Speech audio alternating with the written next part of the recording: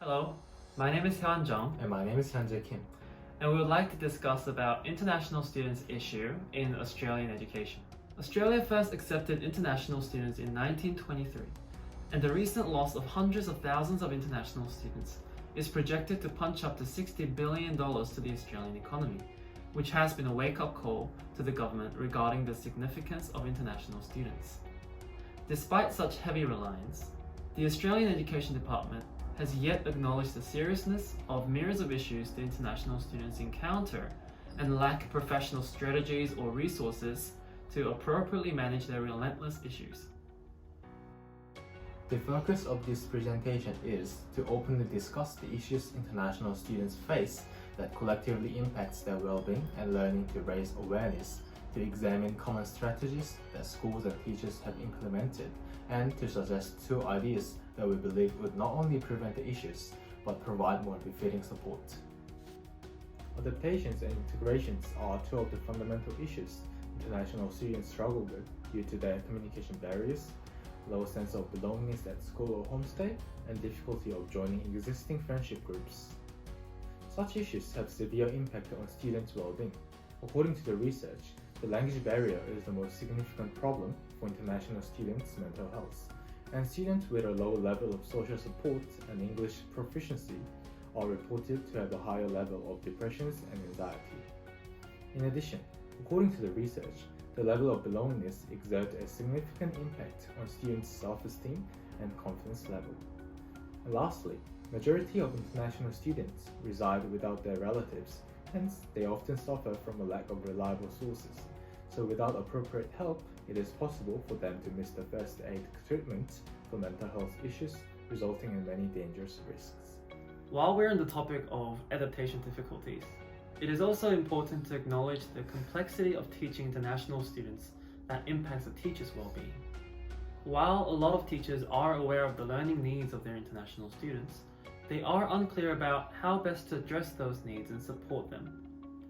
For an Australian teacher with no specialty in EAL or international students, dealing with broken communication may come as a stressful factor that requires additional planning, support, and patience, which challenges them further and impacts their well-being.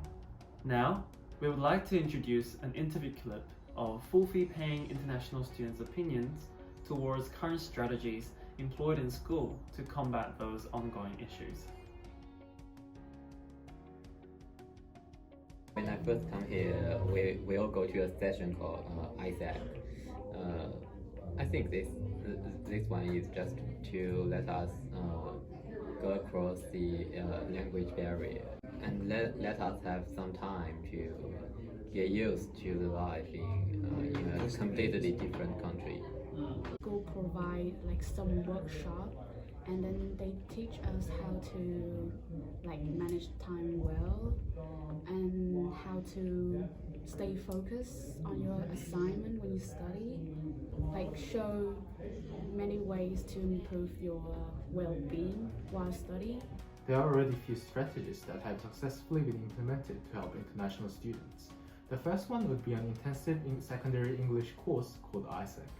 This course is designed to increase students' English language proficiency prior to commencing secondary school programs and help students to adapt themselves to Australian school and society efficiently.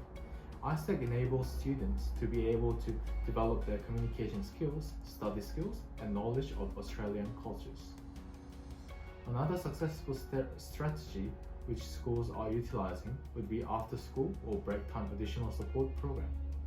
Confidence in language ability is directly related to academic achievement. Hence, some schools design special workshops for international students to help them achieve their desired results. Another successful strategy is the continual exchange of information of each international student between his subject teachers and international management staff. This includes sharing a student's achievements, weaknesses, history, concerns, background, and any other information that will collectively allow staff and teachers to have a better understanding of the student and to provide the most appropriate and supportive material and services. And in order to strategically combat the international students' issues, we suggest the following two ideas of improvement. As EAL teachers, we believe that in EAL class contexts, collaborative group works between international and local migrant students would further smoothen international students' integration process to the local community. Both international students and migrant students have similarities in their cultural backgrounds. Then, international students will be less pressured to be part of the group, and this can eventually lead them to interact with more non-international students and be able to join broad friendship groups. Secondly, studies show that international students' reluctance to seek help due to cultural perceptions and stigma heightens the danger they impose on themselves while going through difficult times or crises. Hence, there is a need for a stepping stone the students can rely on to better communicate their concerns for the teachers and staff. We recommend more part-time employment of international university pre-service teachers to disseminate through classes or run international students' targeted sessions. International students will be invited to a specific session where the tutor would be able to not only support them academically, but lend an ear to each student's concerns, which they will be able to empathize with and provide appropriate help. While doing so, the students will be able to receive the additional academic support while being in a friendly relationship where they are able to feel more comfortable coming to school and disclosing their issues. More concerning issues can then be passed over to teachers or executive leaders for further discussion and examination to relieve the students' stress. We hope this presentation has raised an acknowledgement and addressed issues of international students to communicate that international students' mental health requires much greater scrutiny through research. And through that, these students will be able to continue their studies with success. Thank you.